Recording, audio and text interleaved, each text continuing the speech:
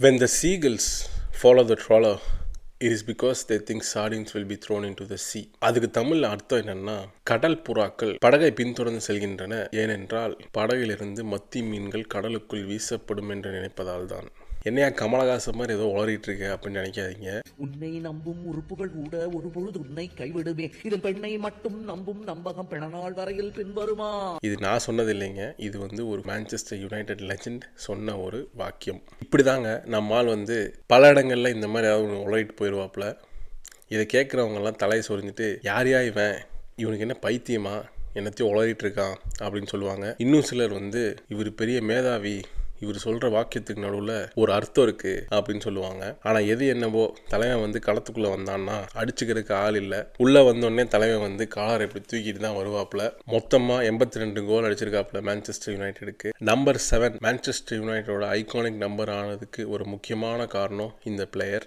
5 time English league champion, 2 time FA cup champion, 4 time charity shield champion. அது மட்டும் இல்லாமல் பல இண்டிவிஜுவல் ட்ராஃபிஸ் ஜெயிச்சிருக்காப்புல. Premier League foreign player of the decade, Manchester United Sir Matt Busby player of the year 2 தடவை, UEFA presidential award அப்படின்னு ரொம்ப மரியாதைக்குரியான ஒரு award winner. அது மட்டும் இல்லாமல் Pele 100 living legends of football அப்படின்னு ஒரு லிஸ்ட் போட்டாப்புல எல்லா கண்ட்ரில இருந்தும். அந்த லிஸ்ட்ல இருக்க ஒரு பிளேயர். என்ன ப்ரோ நம்பர் 7 ஆனால் வெறும் 82 கோல் தான் அடிச்சிருக்காரா அப்படின்னு யோசிக்கலாம். ஆமாம், 82 கோல் தான் அடிச்சிருக்காப்புல. ஆனாலும் நம்பர் 7 ஒரு அட்டாக், அதுதான் அவரோட கெத்து. நான் கார் தூக்கி விட்டோன்னே சில பேர் கண்டுபிடிச்சிருப்பீங்க யாருன்னு. அப்படி தெரியாதவங்களுக்கு இன்னைக்கு நம்ம பார்க்க போற பிளேயர் எரிக் கேண்டோனா. இந்த வீடியோவை நம்ம 3 பார்ட்டா பார்க்க போறோம். ஃபர்ஸ்ட் பார்ட் ஃபுட்பால் பத்தி, செகண்ட் பார்ட் அவரோட ஸ்ட்ரென்த் அண்ட் வீக்னஸ் பத்தி, அண்ட் கடைசி பார்ட் ஃபுட்பாலுக்கு அப்புறம் அவர் என்ன பண்ணிருக்காரு. டக்குன்னு ஃபர்ஸ்ட் பார்ட்டுக்குள்ள போயிடுவோம். எரிக் கேண்டோனா 24th May 1966 மார்செயில் அப்படிங்கிற ஒரு பிரான்ஸ்ல இருக்க ஒரு சின்ன ஊர்ல பிறந்த ஒரு பையன். அவங்க அப்பா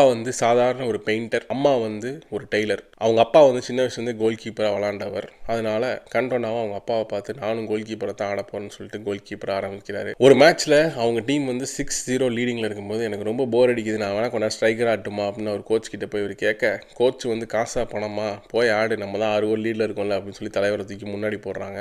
இவர் ஆடின ஆட்டத்தை பார்த்து கோச் மிரண்டு போய், டேய் நீ தப்பான பொசிஷனில் கோல் கீப்பராக இருக்கடா, நீ தானே இனிமேல் நம்ம டீமோட ஸ்ட்ரைக்கர், நீ இனிமேல் கோல் கீப்பிங்லாம் மறந்துடு அப்படின்னு சொல்லி தலைவன் முழு ஸ்ட்ரைக்கராகவே மாற்றிடுறாரு. அதுக்கப்புறம் தலைவன் ஆக்ஸர் அப்படின்ற ஒரு கிளப்போட யூத் அகாடமியில் போயிட்டு 2 வருஷம் விளையாண்டு அதுக்கப்புறம் அந்த மெயின் டீமுக்கு 17 வயசில் டெபியூ பண்ணுறாப்புல ஃப்ரெஞ்ச் லீகில். டெபியூ பண்ண உடனேயே ஆக்ஸர் ஃபேன்ஸ்லாம் தெரிஞ்சு போச்சு, ஆஹா இவன் சாதாரண பிளேயர் இல்லைடா, இவன் வேறு லெவல் பிளேயர் அப்படின்னு. ஆனால் தலைவன் அவரோட கரியர் ஃபுல்லாகவே பாதிக்கப்பட்ட ஒரு விஷயம் அவரோட கோவம். அந்த கோவம் 17 வயசுலேருந்து வெளிப்பட ஆரம்பிச்சிருச்சு.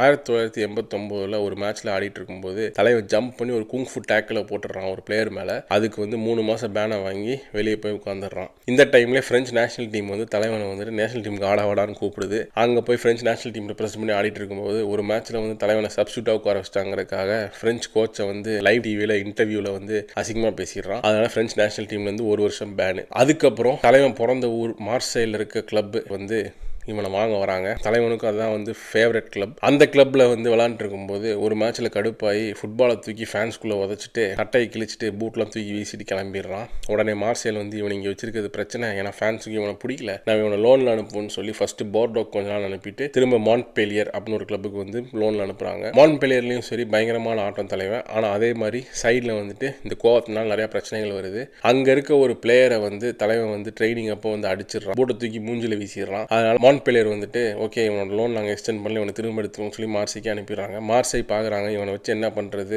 ஒன்றுத்துக்கு வேலைக்கு ஆக மாட்டேங்குது, இவனை வித்துருவோம் அப்படின்னு சொல்லி நிமேஸ் அப்படின்னு ஒரு கிளப்புக்கு வித்துடுறாங்க. நிமேஸுங்கிற கிளப்ல ஆடிட்டு இருக்கும்போது ஒரு நாள் கடுப்பாகி ரெஃப்ரி கொடுத்த டெசிஷன் பிடிக்கலன்னு சொல்லி ரெஃப்ரி மேலே பாலை தூக்கி எரிஞ்சு ரெஃப்ரி கடுப்பாகி ரெட் கார்டை கொடுத்து வெளியே அனுப்பிடுறான். அதுக்கும் ஒரு பேன். இப்படி தலைவன் பல பேன்களாக வாங்கிட்டு இருக்கான். இந்த நேரத்தில் பிரெஞ்சு ஃபுட்பால் ஃபெடரேஷன் இவனை கூப்பிட்டு, என்னடா நினைச்சிட்டு இருக்கிற, நீ பாட்டுக்கு எல்லாத்தையும் பிரச்சனை பண்ணிட்டு இருக்கிற, உனக்கு என்னதான் பிரச்சனை, இப்படியே பண்ணிட்டு இருந்தீங்கன்னா நீ ஃப்ரெஞ்ச் நேஷனல் டீமுக்கு இனிமேல் ஆட முடியாது, பார்த்துக்கோ, லைஃப் டைம் பேன் கொடுத்துருவோம், ஒழுங்கு மரியாதையாக ஒழுங்காக இருக்கிற வெளியே பாரு அப்படின்னு சொல்லி தலைவனை மிரட்டி விடுறாங்க. தலைவன் கடுப்பாய், நீ என்னைய மிரட்டுற, நான் ஃபுட்பால் இனிமேல் ஆட மாட்டேன்டா போடா அப்படின்ட்டு ரிட்டையர் ஆயிடுறான் வெறும் 25 வயசுல. இந்த நேரத்தில் தலைவன் வாழ்க்கையில் ஒரு ட்விஸ்ட் நடக்குது. அது என்னன்னா, மிஷல் பிளாட்டினின்னு ஒரு பிரெஞ்சு பழைய football player and legend French national team coach ஆகிறாப்ல. கோச் ஆன உடனே பிளாட்டினி கேண்டோனாக்கு ஃபோன் பண்ணி, என்ன நினைச்சிட்டு இருக்கிற, 25 வயசுல ரிட்டையர் ஆகிறான்னு பேசிட்டு இருக்க, உனக்கு இருக்கிற பொட்டன்ஷியல் என்ன தெரியுமா, நீ எவ்வளோ பெரிய பிளேயர் தெரியுமா, மூடி திரும்ப வா, நீ ரிட்டையர்லாம் ஆகலை, விளாட்றக்கு வா அப்படின்னு கூப்பிட்றாரு. அதுக்கு நம்மால் இருந்துட்டு எனக்கு ஆடவே பிடிக்கல, இந்த ஃப்ரெஞ்ச் லீகில் இருக்க எல்லாரும் என்னை வந்துட்டு ஒரு மாதிரி பார்க்குறானுங்க, நான் ஃபுட்பால் ஆடுறதே வேணாம்னு சொல்லி முடிவு பண்ணிட்டேன், அதனால தான் இப்போ ரிட்டையர் ஆகிட்டேன் அப்படின்னு பிளாட்டினி வந்து ஒரு நல்ல ஐடியா கொடுக்குறாப்புல. நீ ஃப்ரான்ஸில் ஆடினா தானே உனக்கு பிரச்சனை, நீ பேசாமல் கிளம்பி இங்கிலாந்துக்கு போயிரு, நான் வேணா உனக்கு 2-3 ட்ரையல் வாங்கி தரேன் இங்கிலாண்டில் இருக்க கிளப்பில் அப்படின்னு சொல்லி ஷெஃபீல்ட் யுனைடெட் கிட்ட ஒரு ட்ரையல் வாங்கி கொடுக்குறாரு. ஷெஃபீல்ட் யுனைடெட் ட்ரையலில் வந்து தலைவன் கலக்கி பின்னிடுறான். ஆனால் ஷெஃபீல்ட் யுனைடெட்னால காசு கொடுத்து வாங்க முடியல இவனை. அதனால என்ன பண்ணலாம் அப்படின்னு யோசிச்சுட்டு இருக்கும்போது லீட்ஸ் யுனைடெட் வந்து பூந்து தலைவனை தூக்கிட்டு போயிடுறாங்க. லீட்ஸ் யுனைடெட்ல தலைவனுக்கு நல்ல வாழ்க்கை, வந்ததுலேருந்தே நல்ல ஜாலி, பிரஸ் கிட்டலாம் அவ்வளோ பிரச்சனை கிடையாது, ஃபுட்பாலும் நல்லா ஆடிட்டு இருக்கான், இப்படியே போய்கிட்டு இருக்கு. இதில் ஒரு மேட்ச்ல வந்து லீட்ஸ் யுனைடெட் மேனேஜர் வந்து இவனை இறக்காம ஓரமாக வச்சுட்டு போயிடுறான், ஸ்குவாட்லேருந்து ட்ராப் பண்ணிடுறான். அந்த மேட்ச் லீட்ஸ் யுனைடெட் 3-0 ஜெயிச்சிடுறாங்க ஆர்சனல்ல. இதை பார்த்து கடுப்பான நம்ம கண்டோனா என்ன பண்ணுறான், இனிமேல் நான் உனக்கு ஆட மாட்டேன், நான் ட்ரான்ஸ்ஃபர் ரிக்வெஸ்ட் எழுதி தரேன், என்னை வித்துரு வேற ஏதாவது கிளப்புக்கு, ஏன்னா உனக்கு என் மேலே நம்பிக்கை இல்லை அப்படின்னு சொல்லி ட்ரான்ஸ்ஃபர் ரிக்வெஸ்ட் வந்து வச்சிடறான். இந்த இடத்துல தான் வந்து எரிக் கண்டோனோட லைஃப்ல ஒரு பெரிய விஷயம் நடக்க போகுது. அது என்னன்னா வந்து சர் அலெக்ஸ் ஃபர்குசன் ஆலன் ஷெரர் அப்படிங்கிற ஒரு இங்கிலாந்து லெஜெண்டை வாங்குறதுக்கு ரொம்ப ட்ரை பண்ணி வாங்க முடியாமல் போயிடுது. அதுக்கப்புறம் சர் அலெக்ஸ் ஃபர்குசன் வந்து வேற எவனா தான் வாங்கணும், யாரை வாங்கலாம் அப்படின்னு யோசிச்சுட்டு இருக்கும்போது சரி இந்த பையன் நல்லா இருக்கானே லீட்ஸ் யுனைடெட்ல, இவனை போய் தூக்குவோம் அப்படின்னு சொல்லி அலெக்ஸ் ஃபர்குசன் போயிட்டு 1 மில்லியனுக்கு இவனை வாங்கிட்டு வந்துடுறாரு. அலெக்ஸ் ஃபர்குசன் வந்து ஆலன் ஷெரருக்கு பதிலாக செட்டில் டவுன் ஆன பிளேயர் தான் வந்து எரிக் கேண்டோனா. ஆனால் அலெக்ஸ் ஃபர்குசனுக்கு தெரியாது எரிக் கேண்டோனால தான் first league title Manchester United அடிக்க போறாங்க ரொம்ப வருஷம் கழிச்சு. அதே மாதிரி ஃபர்ஸ்ட் லீக் டைட்டிலும் ஃபர்கூசன் அடிக்க போறாங்கிறது அவருக்கு தெரியாது. 1992ல கிளாஸ் ஆஃப் 92ன்னு ஒரு குரூப் ஆஃப் சின்ன பசங்க மேன்செஸ்டர் யுனைடெட் ஓன் அகாடமிலேருந்து வரானுங்க. அது யாரெல்லாம் பார்த்தீங்கன்னா Ryan Giggs, Paul Scholes, David Beckham, Gary Neville, Nicky Butt, Phil Neville. இந்த டீம் வந்து இது வரைக்கும் லீகே ஜெயிச்சது கிடையாது. எரிக் கண்டோனா வந்த உடனே அந்த ஹோல் டீம் வந்து ஃபுல்லாக செட் ஆகி ஃபர்ஸ்ட் டைம் லீக் டைட்டில் வந்து ஜெயிக்கிறாங்க. எரிக் கண்டோனா மேன்செஸ்டர் யுனைடெட் சைன் பண்ணோடனே ட்ரெஸ்ஸிங் ரூம்குள்ள வந்து சொன்ன ஃபர்ஸ்ட் விஷயம் என்னன்னா நம்ம வந்து லீக் டைட்டில் ஜெயிக்க போறோம். இதை கேட்ட கிளாஸ் ஆஃப் 92 வந்து யாரா இவன் உள்ள வந்தோடனே வந்து லீக் டைட்டில் ஜெயிச்சிடலாம் அசால்ட்டா சொல்றான் அப்படின்னு நினைக்கிறாங்க. ஆனால் எரிக் கேண்டோனா வந்து ட்ரைனிங்லையும் சரி பிட்ச்லையும் சரி பயங்கர hard working, first to come to training, last to leave from training, full hard ஒர்க்கை போடுவாப்ல. அதே மாதிரி கேப்டனாக இருக்கும்போது ஒரு கேப்டன்னா எப்படி இருக்கணும் அப்படிங்கிறதையும் எரிக் கேண்டோனா வந்து ஒரு லீட் பை எக்ஸாம்பிளாக இருப்பாப்ல. இதை வந்து Manchester United's best ever captain Roy Keane பல இடங்களில் சொல்லியிருக்காரு. Eric Cantona Manchester United join பண்ணும்போது ராய் கீன் வந்து ஒரு சின்ன பையன், ராய் கீனோட கேப்டனே வந்து எரிக் கேண்டோனா தான். ஸோ ராய் கீன் வந்து எரிக் கேண்டோனாவை பார்த்து கற்றுக்கிறாரு, ஒரு கேப்டன்னா எப்படி இருக்கணும், என்னெல்லாம் பண்ணணும், ஒரு ட்ரைனிங்கில் எப்படி பிஹேவ் பண்ணணும், ஒரு மேட்ச்சில் எப்படி பிஹேவ் பண்ணணும், ஒரு டீம்மேட்ஸ் வந்து எப்படி ப்ரொடெக்ட் பண்ணணும், இது எல்லாத்தையும் ராய் கீன் வந்து எரிக் கேண்டோனாவை பார்த்து கற்றுக்கிறாரு. அதே மாதிரி டேவிட் பெக்கம், நான் அந்த நம்பர் 7 மேலே ஆசைப்பட்டதே எரிக் கேண்டோனால தான், ஹி வாஸ் மை ஹீரோ அப்படின்னு சொல்லியிருக்காப்புல. அந்த மாதிரி சுற்றி இருக்க எல்லா பிளேயருக்கும் பயங்கர கான்ஃபிடன்ஸை கொடுக்குற மாதிரியான ஒரு மேக்னெட்டிக் பிளேயர் தான் வந்து எரிக் கேண்டோனா. மேன்செஸ்டர் யுனைடெட்ல சரியான வரவேற்பு, ஃபேன்ஸ் மத்தியில் நல்ல பேர், அப்படியே எரிக் கேண்டோனோட வாழ்க்கை வந்து நல்லா போய்கிட்டு இருக்கு மேன்செஸ்டர் யுனைடெட்ல. அப்போ 1994-95 சீசனில் கிறிஸ்டல் பேலஸோட விளாட்றதுக்காக நம்ம போகிறோம் அவே மேட்ச்சில். அந்த மேட்ச்சில் எரிக் கேண்டோனா டேக்கிள் பண்ணி ஸ்ட்ரைட் ரெட் கார்டை வாங்கிட்டு வெளியே நடந்து போகிறாரு. போகிற வெளியில் இருந்த Crystal Palace fan fuck off you French bastard, go back home அப்படின்னு சொல்கிறான். இதை கேட்டோடனே கண்டோனாவுக்கு வந்து செம கடுப்பாகி ஓடி போய் ஒரு குங்ஃபு கிக் ஒன்று விட்டு அந்த ஃபேனை போட்டு சாத்திடுறாரு. இதை பார்த்த இங்கிலீஷ் எஃப்ஏ என்னடா நினச்சிட்டு இருக்க, இதுக்கு முன்னாடி சொந்த பிளேயர் அடிச்சிட்டு இருந்தேன், அதுக்கப்புறம் வந்து ஒப்போனண்ட் அடிச்சிட்டு இருந்தேன், அப்புறம் வந்து ப்ரெஸ்ஸோட சண்டை போட்டுருந்தேன், இப்போ என்னடா ஃபேன்ஸ் எல்லாம் அடிக்க ஆரம்பிச்சிட்டேன், அதனால் உனக்கு 10 மாதம் பேன் அப்படின்னு சொல்லி தலைவனை வந்து முடிச்சு கட்டிடுறாங்க. 10 மாதம் பேனில் வச்சுன்னா என்ன பண்ணுறது, என் கான்ட்ராக்டை கேன்சல் பண்ணிருங்கன்னு மேன்செஸ்டர் கான்ட்ராக்டை கேன்சல் பண்ணிட்டு பாரிஸ் கிளம்பி போயிடுறாரு தலைவன். 10வது மாதம் முடிகிற டைமில் ஃபர்கூசனே டேரெக்டாக போய் பாரிஸுக்கு போய் தயவுசெய்து நீ திரும்ப நம்ம கிளப்புக்கே சைன் பண்ணு அப்படின்னு சொல்கிறாப்புல. கேண்டோனா வந்து இல்லை நான் ரிட்டையர் ஆகலாமான்னு யோசிச்சுட்டு இருக்கேன். இல்லை நீ நம்ம கிளப்புக்கே சைன் பண்ணி திரும்ப வா அப்படின்னு சொல்லி இங்கிலாந்துக்கே திரும்ப கூப்பிட்டு வராரு. இங்கிலாந்துக்கு வந்தோடனே ஃபர்ஸ்ட் ப்ரெஸ் கான்ஃபரன்ஸில் ப்ரெஸ்ஸு கேட்குற கேள்வி வந்து இப்போவாது நீ திருந்திருவியா. ப்ரெஸ்ஸு கேட்ட கேள்விக்கு தலைமை சொன்ன பதில் தான் நான் முதல்ல ஸ்டார்ட் ஆஃப் த வீடியோவில் சொன்னேன் பார்த்தீங்களா, அந்த கடற்புறா கதை, அந்த கதை. When the seagulls follow the trawler, it's because they think sardines will be thrown into the sea. Thank you very much. அதை சொல்லிட்டு தலைவன் பாட்டு எஞ்சி வெளியே போயிடுவான். ப்ரெஸ் எல்லாம் தலை சுழிஞ்சிட்டு நம்ம இவங்ககிட்ட என்ன கேட்டோம், இவன் என்னடா பதில் சொல்கிறான் அப்படின்னு சொல்லி உட்காந்து பிரமிச்சு போய் பார்த்துட்டு இருப்பாங்க. இந்த மாதிரி ஒரு பயங்கர இன்ட்ரெஸ்டிங்கான ஒரு கேரக்டர் தான் வந்து எரிக் கேண்டோனா.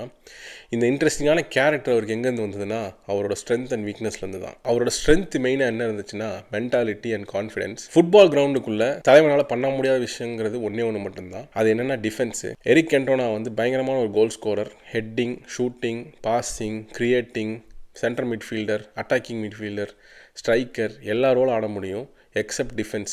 அதனால தான் அடிக்கடி தலைவன் வந்து டேக்கில் போட்டு ரெட் கார்டை வேண்டி கிளம்பிடுவாப்பில். அசைக்க முடியாத தன்னம்பிக்கை வந்து இன்னொரு ஸ்ட்ரென்த்தாக இருந்துச்சு கண்டோனாக்கு. அதே நேரத்தில் அவரோட வீக்னஸாக என்னவா இருந்துச்சுன்னா கோவம். எதுக்கு எடுத்தாலும் கோவம், எவனை பார்த்தாலும் கோவம். ஒரு சின்ன விஷயத்தினால சீக்கிரமாக டக்குன்னு கோவப்படுறது வந்து கண்டோனாவோட ஒரு வீக்னஸாக கரியர் ஃபுல்லாகவே இருந்துச்சு. இன்ஃபேக்ட் அதனால கண்டோனானால ஃபுல் சீசன்ஸ் ரொம்ப கம்மியாக தான் ஆட முடிஞ்சுது. ஹோல் கரியர்லேயே 2-3 சீசன் தான் வந்து ஃபுல் சீசன் ஆகிருக்காப்புல. மீதி எல்லா சீசனும் நம்ம நெய்மார் மாதிரி பாதியிலே கிளம்பிடுவார். ஆனால் நெய்மார் போகிறது எதுக்குன்னு நமக்கு தெரியும். பட் கண்டோனா போனதுக்கான மெயின் காரணம் வந்து கோவப்பட்டு ஏதாவது பண்ணி பேனை வாங்கிட்டு கிளம்பிடுவாப்பில். இதே மாதிரி திரும்ப பேன்ஸ் இதெல்லாம் பார்த்து 30 வயசில் வந்து தலைவன் வந்து போதும், எனக்கு இதுக்கு மேலே ஃபுட்பால் இன்ட்ரெஸ்ட் இல்லை, அதனால் நான் ரிட்டையர் ஆகிறேன்னு சொல்லி அட் த ஏஜ் ஆஃப் 30, 30 வயசுங்கிற ஒரு வயசே கிடையாது ஃபுட்பால் இருக்குது. ஆனால் 30 வயசில் வந்துட்டு கண்டோனா டிசைட்ஸ் இட்ஸ் டைம் அப்படின்னு சொல்லி ரிட்டையர் ஆகிட்டாப்பில். ரிட்டையர் ஆனதுக்கப்புறம் ஃப்ரான்ஸோட பீச் ஃபுட்பால் டீமில் கொண்டா விளாண்டுட்டு தலைவனுக்கு நல்லா லுக்ஸ் இருக்குன்னு சொல்லி ஆக்டிங்லேருந்துலாம் சான்ஸ் வந்துச்சு. அதனால் ஆக்டிங்லேயும் வந்துட்டு கரியர் பர்சியூ பண்ணாப்புல. நான் முதல்ல சொன்னேன் இல்லையா, தலைவனோட வீக்னஸ் வந்து பயங்கரமான கோவப்படுறது, எதுக்கத்தாலும் கோவப்படுறது அப்படின்னு. ஆனால் நான் ஊரில் ஒன்று சொல்லுவோம், கோவம் இருக்கிற இடத்துல தான் வந்து உண்மை இருக்கும் அப்படின்னு. அந்த தத்துவத்துக்கு ஏற்ற ஒரு பிளேயர்னா எரிக் கேண்டோனா தான். ஏன்னா எரிக் கேண்டோனா வந்து யாரை பற்றி பேசுறதுக்கும் பயந்ததே கிடையாது. ஏன் இப்போ நடக்கிற இஸ்ரேல் பாலஸ்தீன் வாரை பற்றி கூட வந்து எரிக் கேண்டோனா வந்து ஒரு சின்ன வீடியோ விட்டுருக்காரு. இஸ்ரேல் பண்ணுற தப்பு, பாலஸ்தீனை வந்து இப்படி அவங்க டார்ச்சர் பண்ணக்கூடாது அப்படின்னு. இது வந்து இப்போ இருக்க சூப்பர் ஸ்டார்ஸ் ஆன ரொனால்டோ, மெஸ்ஸி இவங்கெல்லாம் வந்து இதை பற்றி பேசவே மாட்டாங்க. ஏன்னா வந்துட்டு எல்லாருக்கும் ஏதாவது ஒரு கம்பெனியோட ஒரு டைப் இருக்கும். அவன் ஏதாவது சொன்னோன்னா இந்த கம்பெனி நம்ம கொடுக்குற காசை கொடுக்க மாட்டான், ஸ்பான்சர் இழந்துருவோம், இந்த மாதிரிலாம் நினச்சி பயப்படுவாங்க. பட் கேண்டோனா வந்து இதுக்கெல்லாம் பயந்ததே கிடையாது. நீ வெட்டுக்கிறியா வெட்டிக்கோ, ஆனால் நானாக தான் இருப்பேன் அப்படின்னு சொல்லி எப்பயுமே அவருக்கு மனசில் பட்டதை பட்டுன்னு பேசுகிற ஒரு கேரக்டராகவே வாழ்ந்துருக்காரு. இதை வந்து மற்ற ஃபேன்ஸ்லாம் பார்த்தாங்களா தெரியாது. ஆனால் மான்செஸ்டர் யுனைடெட் ஃபேன்ஸ் வந்து தெளிவாக கேண்டோனாங்கிறவர் இப்படி தான் அப்படிங்கிறத வந்து அந்த டைம்லேருந்தே வந்து அவர்கிட்ட இதை பார்த்துருக்காங்க. அதனால தான் வெறும் 82 கோல் அடிச்சிருந்தாலும் தலைவன் வந்து இன்னும் மான்செஸ்டர் யுனைடெட் லெஜெண்ட். நான் ஏன் இந்த 82 கோலை திரும்ப சொல்கிறேன்னா, ஆண்டனி மார்ஷல்லாம் வந்து 90 கோல் அடிச்சிருக்காங்க கிளப்புக்கு. என்ன சார் சொல்கிறீங்க? பட் வெறும் இத்தனை கம்மி கோல் ஒரு அட்டாக்கராக ஒரு நம்பர் 7 அடிச்சிருந்தாலும் ஏன் அந்த லெஜெண்டரி ஸ்டேட்டஸ் எரிக் கேண்டோனாக்குன்னா, கோல்ஸ், அசிஸ்ட் இதெல்லாம் கணக்கு கிடையாது. ஒரு கிளப்போட லெஜெண்ட் ஆகிறதுக்கு கேரக்டர் வாட் யூ பிரிங். எப்பயுமே நம்ம கிளப்புக்காக கடைசி வரைக்கும் உயிரை கொடுத்த பிளேயரில் ஒன் ஆஃப் த பிளேயர்ஸ். அவரோட சைல்ட்ஹுட் கிளப்பான மார்சேலும் சரி, அவரோட நேஷ்னல் டீம் ஃப்ரான்ஸும் சரி, அவரை வெறும் ஒரு கோவக்காரங்க தான் பார்த்தாங்க. ஆனால் அவரோட கோவத்தை தாண்டி அவரோட கேரக்டரை முழுசாக புரிஞ்சுக்கிட்ட ஒரே குரூப் ஆஃப் ஃபேன்ஸ் வந்து மான்செஸ்டர் யுனைடெட் ஃபேன்ஸ் தான். அதே மாதிரி மான்செஸ்டர் யுனைடெட் கிளப்னா என்ன, அந்த கிளப்புக்காரனா எப்படி இருக்கணும், அந்த கிளப்போட ப்ரைட் என்ன, ஹிஸ்ட்ரி என்ன, இதை புரிஞ்சுக்கிட்ட ஒன் ஆஃப் த ஃபியூ பிளேயர்ஸில் எரிக் கேண்டோனாவும் ஒருத்தர். That is why there is only one king in Manchester and that is king Eric கேண்டோனா.